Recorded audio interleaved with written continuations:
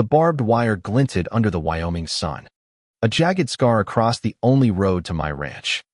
It wasn't just wire, it was a declaration of war. The HOA, led by Karen Whitaker, had decided my 200 acres of rolling hills and whispering pines were too wild for their manicured cul-de-sac dreams. They'd blocked my access with a gate and a snarl of metal thorns, claiming it was to protect property values. My blood boiled as I stood there, boots sinking into the dust, the distant low of my cattle mocking the silence. This was my land, my home, my sweat-soaked legacy. And Karen, with her clipboard and her smug, lipstick sneer, thought she could choke me out. I'd bought the ranch 5 years ago, trading a soul-sucking desk job in Denver for open skies and calloused hands. The double bar wasn't just dirt and fences. It was my father's dream, one he'd whispered about on his deathbed. Get out there, Nate, he'd rasped, his voice like gravel. Live free. I'd done just that, pouring every dime and drop of myself into this place. But the HOA, a nest of vipers and khakis, had other plans. They'd moved into the new development down the road, their McMansions sprouting like weeds. And Karen, president, tyrant, self-appointed queen, had made it her mission to civilize me. No more cattle drives past their pristine lawns. No more dusty trucks rumbling by their Pilates classes. And now, this gate, this wire, this insult. I could still hear her voice from the last HOA meeting, sharp as a whip crack. Your ranch is an eyesore, Mr. Caldwell.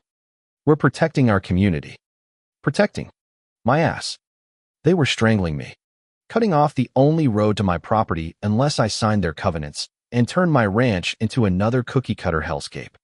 I'd rather burn the place down than let Karen's manicured claws sink into it. The air smelled of sagebrush and betrayal as I drove my pickup back to the ranch that evening, the gate's padlock gleaming like a taunt. My dog, Rusty, whined from the passenger seat, his gray muzzle twitching. I scratched his ears, my chest tight with the kind of anger that makes your ribs ache. I wasn't just fighting for a road. I was fighting for my right to exist, to breathe, to be left the hell alone. That night, under a moon sharp enough to cut, I sat on my porch, whiskey burning my throat, and stared at the map of my land. The HOA's gate sat on a narrow strip they'd bought cheap from a neighbor who'd folded under their pressure. It was legal, barely, but it was a chokehold. My lawyer, a grizzled old-timer named Hal, had called earlier, his voice crackling through the phone. Nate, you can sue, but it'll take years and every penny you've got. They're counting on you folding. I slammed the glass down, the clink echoing like a gunshot. Folding wasn't in my blood. Then, like a bolt of lightning, it hit me.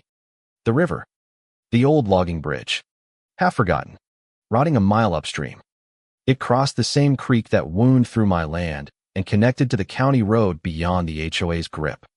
If I could rebuild it, I'd have my own access. No gate, no Karen, no surrender. But the idea didn't stop there. It grew, sharp and wicked, fed by the whiskey and the fire in my gut. I wouldn't just rebuild the bridge. I'd make it a toll bridge. I'd charge every last one of those HOA bastards to cross it. The next morning, I called my cousin, Ellie, a civil engineer who'd spent her life building things that lasted. She showed up 3 days later, her pickup rattling with tools and a grin that matched mine. You're insane, Nate, she said, her braids swinging as she surveyed the crumbling bridge. The creek gurgled below, cold and clear, the air heavy with pine and damp earth. But I'm in. Ellie wasn't just family. She was a wild card. A woman who'd once stared down a grizzly with nothing but a flashlight and a curse. If anyone could pull this off, it was her. We worked through the summer, dawn to dusk, the kind of labor that leaves your bones singing and your skin smelling of sweat and sawdust. Rusty limped alongside, barking at squirrels, while Ellie and I hauled timber, poured concrete, and welded steel.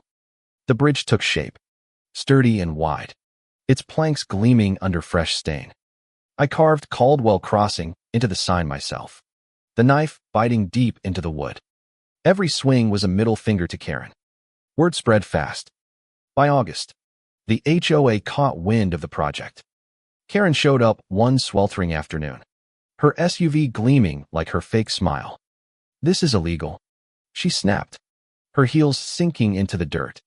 "You can't just build a bridge and charge people." I leaned on my shovel, sweat stinging my eyes, and grinned. "It's my land, Karen. My bridge. My rules." Her face flushed crimson, her voice rising to a screech that sent a flock of sparrows scattering. "We'll see about that." She dragged me to court, her Layera slick city type with a tie that cost more than my truck, throwing around terms like easement and public nuisance. But Ellie had done her homework. The bridge was on my property, fully permitted, and the county loved it. "Improves local infrastructure," the judge said, banging his gavel. Karen's eyes burned holes in me as she stormed out, her heels clicking like gunfire.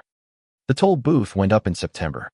A simple wooden shack with a gate arm and a sign, $5 per crossing. Cash only. I hired a local kid, Tommy, to man it, his freckled face beaming as he pocketed half the take. The first day, a line of cars stretched down the county road. HOA residents, delivery trucks, even a school bus. They had no choice.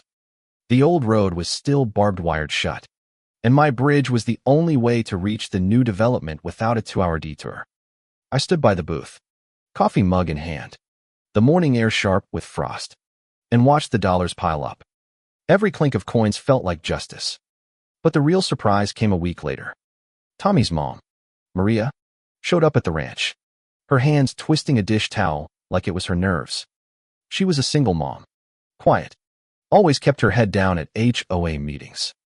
"Nate," she said, her voice barely above a whisper, "I need to tell you something."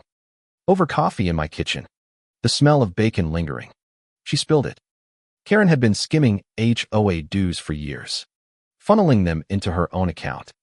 Maria, who cleaned houses for half the HOA board, had overheard enough to piece it together: bank statements left on counters, hushed phone calls about offshore accounts.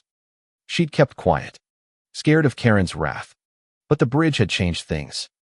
"You're standing up to her," Maria said, her eyes fierce. "So can I." I could have kissed her, but I settled for a handshake. Maria's evidence was gold: screenshots, receipts, even a recorded voicemail of Karen bragging about her little nest egg. I took it to Hal, who nearly choked on his cigar. "This is a goddamn bombshell, Nate." We filed a complaint with the county prosecutor, and the wheels started turning. The showdown came at the HOA's annual meeting, held in their pristine community center, all glass and fake ferns. I walked in late, boots thudding on the polished floor, Rusty at my heels. Karen was at the podium, mid-speech about community standards. When I dropped the folder on the table, the room went silent, the air thick with the scent of her too sweet perfume. "You've been stealing," I said, my voice low but carrying like thunder.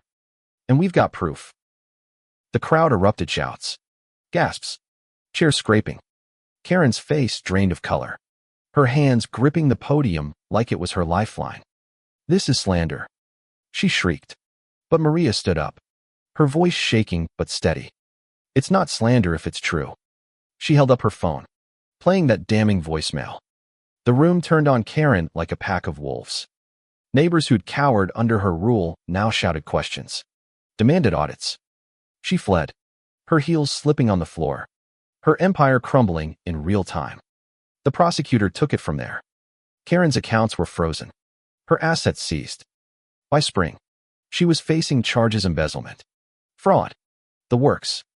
The HOA dissolved, its members too fractured to rebuild. My bridge stayed, though, and so did the toll. Not because I needed the money, but because it reminded them, you don't mess with a man's home. I stood on the bridge one evening, the creek murmuring below, Rusty's tail thumping against my leg. The air smelled of rain and redemption, the kind of clean that only comes after a storm. I'd won, not just the road, but the right to live free, to honor my father's dream. The toll wasn't about greed. It was about power: the power to say, "This is mine." And as the sun dipped low, painting the hills gold, I let out a long, slow breath. Justice doesn't always come with a gavel.